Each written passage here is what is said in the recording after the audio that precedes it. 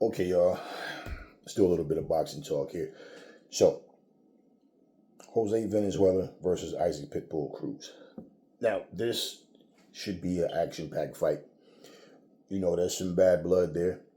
And, Venezuela is saying he's going to punish Isaac Pitbull Cruz for the disrespect. And, Isaac Pitbull Cruz, his style, looking at the way he fights and looking at the way Venezuela fights, it's Isaac Pitbull Cruz don't like to take a backward step. He likes to come forward with the pressure. Now, that Venezuela likes to bang, and what I've seen in Pitbull, he likes to bang as well. I noticed when he fought Raleigh, he was a little more relaxed, picked his shots wisely, and when he was in punching range, to cut the shots, to counter shot with big punches. He was doing what he had to do, and he kept hurting him. Now, the one thing that I see in this fight, either guy has the power to hurt the other, but the one thing that I've seen with Venezuela, he throws a lot of wide punches. And when he throws combination punches, he loads up. And when he does, he likes to, right? And he's here. He's here with his, right? And, Pitbull, especially being a shorter fighter, man, I can see him, because he's going to get on the inside. And I can see him cutting those shots and hurting Venezuela. The one thing that people got to understand about a compact, hard punching guy like that only comes forward, especially, you need to keep these short guys on the end of your reach. But boxing, like a lot of fighters, man, they fall into this whole, I'm worried about entertaining the crowd, and I'm gonna go in here and fight stupidly. And I feel like Venezuela can be a bit of a hothead. Now, remember when he fought Edwin De Los Santos, he dropped him, had him hurt. He went for the kill, and basically he just got to the point where it's like, where's the boxing at, man? Where's the jab? Where's the work behind the jab? Where's the putting shots together? Throwing your shit down the pipe, not doing this shit here. And he like throws his shots and he leans, man, and he leaves himself wide open. And if he does that against Pitbull Cruz, he's more likely going to go to sleep. So, yeah, this is a fight where, like I said, it should be action-packed as long as it lasts. Hell, if it somehow goes the distance, let's just say. But the way these two guys fight, I don't think it will. But yeah, this should be a good fight. I wanted to mention this fight because a lot of people, they're talking about the Crawford and Madrimov fight. Really, that's the only fight they're really talking about. But and I felt like, like this fight, to me, now the heavyweights, of course, I'm looking at my Jared Anderson and Martin McCauley is the fight that I'm really looking at. Out of all the fights on the card, to be honest with you, that's the fight I'm more interested in, because I want to see what happens. And should Jared Anderson win, does he take the steps that he need? Because people are trying to work with him and they want to see him do things, and they know that they can make money with him. He just has to be there, and he has to, take advantage of these opportunities. But this is another, fight when I look at everything else. I want to see Crawford win, but I'm not really interested in the fight itself. Like I'm just not. But I want to see Crawford win, and yeah, as far as Andy Ruiz and Jarrell Miller, see where this goes. But then, but I'm really not. I'm not really so big on that fight either. But it's a fight. So yeah, but this is a fight that this is a fight that might be the most exciting one on the card. It might be the most exciting. It might not be the most skillful, tactical type fight, but it might be the most exciting one on the whole card. We'll see. But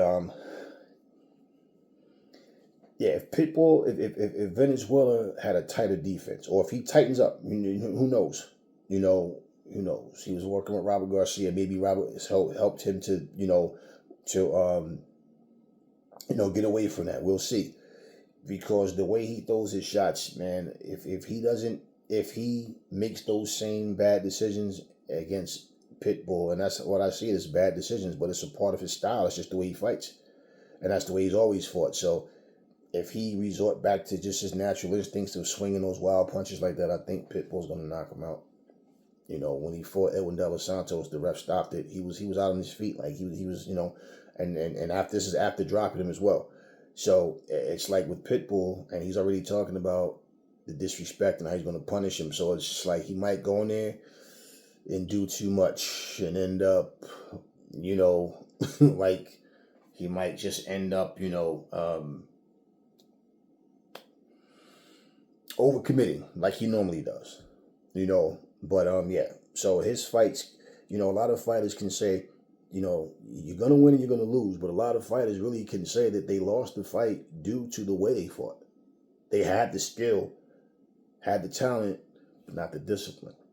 But that flawed defense, that's the only thing with me looking at Venezuela as far as him beating Cruz is his defense, man.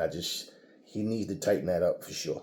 And I feel like that will be the key, and that Pitbull is going to take advantage of that. And we'll see. You know, next thing I want to talk about, last but not least, though, even though I'm not really, I'm going to look at the fight, but I'm not really, I'm real with y'all. Y'all know that. I'm not like, yeah, this is going to be we'll see. The fight might end up being better than we think. Whatever, we'll see. But I watched the face-off with Madrimov and Crawford. Crawford, finally, okay, it's not about just saying the right things in front of the camera, but he said the right thing. When, being asked about, is he overlooking Madrimov? Because everybody's talking about him versus Canelo. And I did see Crawford in an interview say, I'm not focused on Canelo. I'm not worried about him. I'm not thinking about Canelo. And a couple of days later, he was talking about Canelo. So, Madrimov is not getting caught up in any mind games. Crawford is not getting caught up in any mind games. As far as that, he's saying it. He's basically focused on Madrimov, and that's it. So that right there, is and being a consummate professional, man. That's where people have confidence in you winning. Is when you win consistently and the way you win, and also the focus, like all the mental aspects being there. And Crawford seems to have that. So, yeah, that's where his focus needs to be, on this fight. And then once this fight is over, then who's next? My whole thing with Crawford, once again, is I don't think he gets Canelo, man. I think, in all honesty, if Jermell Charlo is actually back, because that's the word that I got, that him and his brother squashed their beef and that they're back in training. Don't know what's going to happen, how it's going to happen, but we do know that Spence and Fundora fight is still on. So Crawford is not going to jump in there just to fight just anybody. He wants to become undisputed. So the truth of the matter is, he may find himself where the two big fights may be against Jermell Charlo, and then the rematch with Spence, should Spence beat Fundora. Because I just don't see Canelo fighting him. I just don't. And the only way I honestly see Canelo fighting Crawford, Canelo is worried of saying that he's not going to get credit for fighting and beating Crawford, because people are going to say Crawford's too small. I get that, but at the same time, with Canelo, and why people don't want to hear that shit, is because he takes full credit for beating guys that's not on his level, even though they're in the same weight class. And not to mention, Jaime Munguia just came up from 154. So yeah, he's not naturally as small as Crawford as far as, physical size. Most guys don't fight the weight that they walk around at. But, nobody asked for the Jaime Munguia fight. But of course, he tried to use the whole Mexican theme to sell the fight. Mexican versus Mexican, Cinco de Mayo. And then, that could have been David Benavidez, So after saying he doesn't fight other Mexicans because he's Mexican and he represents Mexico, then you go fight a Mexican, just not the right one. Now he's getting ready to fight, Edgar Berlanga. So to me, it makes you question, is it really a size thing? Because let's say Terrence Crawford wins, but he looks bad. Let's say he doesn't look stable, right? But if he wins and then he wins again and he becomes undisputed, But let's say Canelo feels confident, I'll beat this guy. I believe then that's the only way that fight will happen. Really. Because, when I hear what Canelo say, I'm saying, yeah, I get you. You're not going to get full credit. But then at the same time, that's selfish of you. Because for that matter, Beaver was willing to come down and fight you at 168. So there's no excuses. Like people made excuses that when he went to 175, he was too small, even though he went up to 175 and beat Kovalev and stopped him. But now when he loses, he wasn't too small when he beat Kovalev, but he was too small when he lost to Beaver. So, that's like, come on, y'all. That's the excuse you're going to come up with? So if you feel like that, you should understand that, well, Beaver want to beat you at 168 because the excuses, and he's not going to get the same credit, but you've been protected by Mauricio.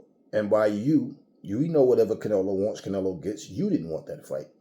You understand what I mean? So all of those things, when you look at it, it just makes you really think in terms of why is it so difficult for people to see the truth? It's all in their fanboyism and their bias, But I like what Crawford said about that. I like what Madrimov was talking about, because even when the guy asked him at the face-off, do he think he's being overlooked? And Madrimov is saying, people, have their plans and they can say what they want. People have their plans. We have our plans. He's not getting caught up in any of that. Most fighters, yeah, he's overlooking me and I'm going to do this. No, they just sat there, talked, kept it peaceful. And I know damn well, come fight night, neither guy's going to hold back. They're going to go in there and they're going to go in there to win. Now, even though I don't see Madrimov as being on Crawford's level, I don't expect Madrimov to go in there and hold back. I don't expect him to go in there and try to take it easy. It's just he doesn't have the skill set. He just doesn't. But that's not what I really want to get into. So he's there to fight, and Crawford's there to fight, and we're going to see how things go. But that did get my attention, and I'm like, that I respect about a fighter when they're focused on the task at hand, because it's so easy to get distracted, focus on other things. And, even though Madrimov only has 11 fights, I don't expect Crawford to go in there saying, oh, this dude is food. I ain't got to, well, no. You go in there confident that you're going to buzzsaw through this guy, but you go in there prepared like you're supposed to. And I feel like that's what Terrence Crawford is, at least listening to him talk. But what matters is not what they say, is what happens come fight night. It matters what they say if what they say correlates to what they actually do in the ring. So, and we don't know that until come fight night happens. But anyway, salute to both of them. May the best man win. May the best man win with Venezuela and Isaac Pitbull Cruz. But I think Pitbull Cruz and Venezuela may easily be the most exciting fight on the card. Well, we'll see. Anyway, that's all I got for you guys now. And I will see you guys soon with some more boxing talk.